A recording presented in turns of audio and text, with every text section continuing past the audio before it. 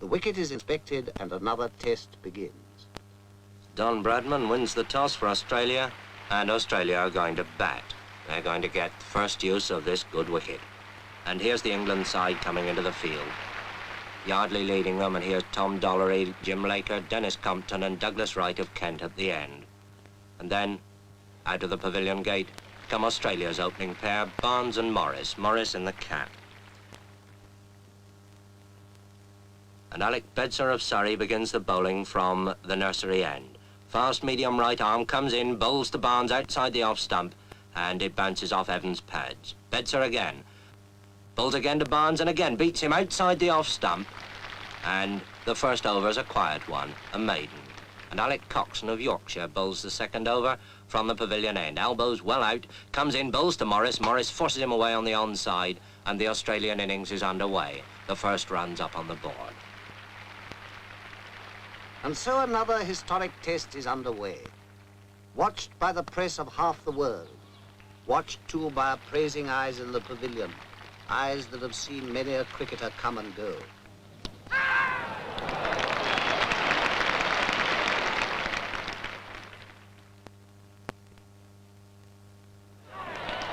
Australia's innings has come to a close.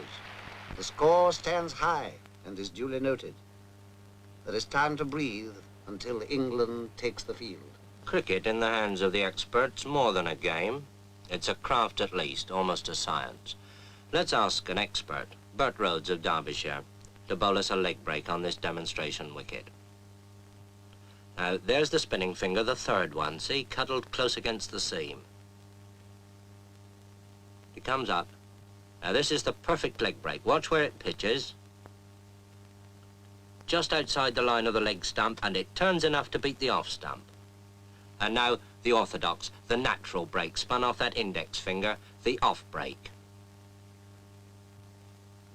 And this pitches, watch it, outside the line of the off stump, and it beats the leg stump. Now, that's the right arm bowler's orthodox weapon. Let's see how the batsman copes with it.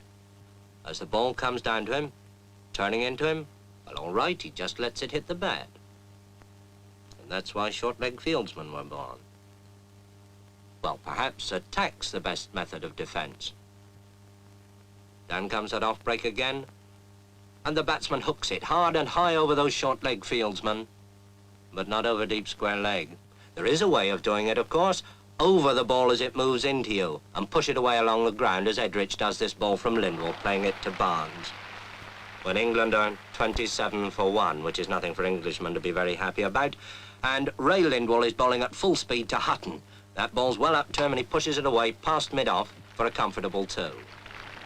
Bradman moves round those hungry Australian slip fieldsmen, and Lindwall, in one of the finest spells of fast bowling seen in England since Larwood, bowls again, this time to Edrich, and Edrich pushes him away out into the covers, quite safely.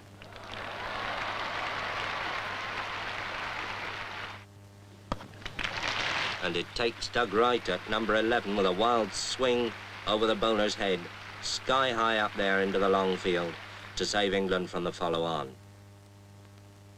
And Ray Lindwall, with 4 wickets already in the match, bowls again from the pavilion end, and bowls Alec Bedser.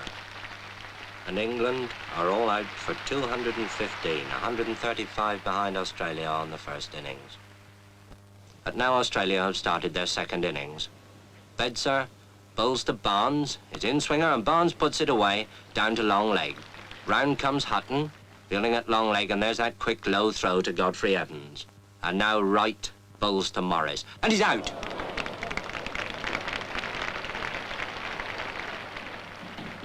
When a wicket falls or a hit is made, those behind the scenes spring into action.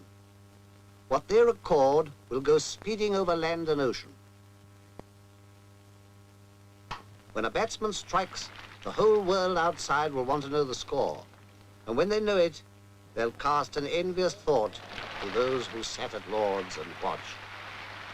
And there goes Barnes, magnificently caught by Washbrook at long on for 141. And Australia are now 431 in front. And now here comes Lindsay Hassett, the vice-captain, to face up to Norman Yardley. I suppose waiting for the earlier batsman, he's had his pads on for best part of 4 hours. Well, he needn't keep them on any longer.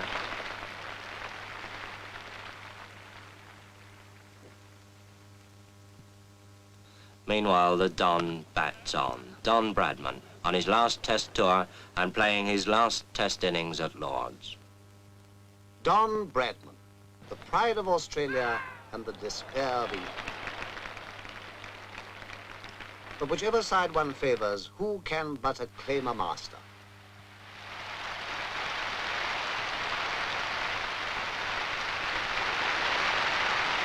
Bradman, whose name now joins the golden pageant,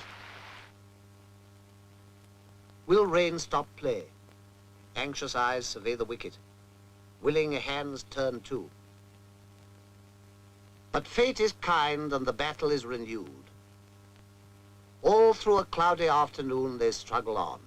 The English batsman extra careful, heavily conscious of each wicket as it falls. England want 596 to win and Hutton's out for 13, and England 42 for 1 wicket. And now Toshak bowls to Edrich. Ian Johnson catches him at first slip. Edrich is out. England 52 for 2 wickets and in trouble. Everything depends on the man who now comes out of the pavilion. Dennis Compton. And with Hutton gone, England's last real hope. So they fight on, a battle of muscle, sinew, and eye. For this is cricket at its finest, calling forth a quality deep in men, the calmness of a Compton on a sticky wicket when the world is watching. England, 106 for 3, want an impossible 490 to win. Impossible? Well, Compton's still there.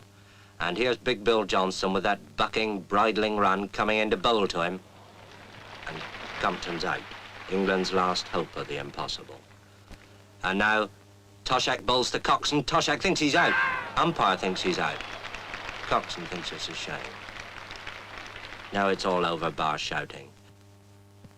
The day wears on. Another game is lost and won. Well, perhaps not quite. Defeat has come to England, and to Australia, victory. Australia takes the Ashes.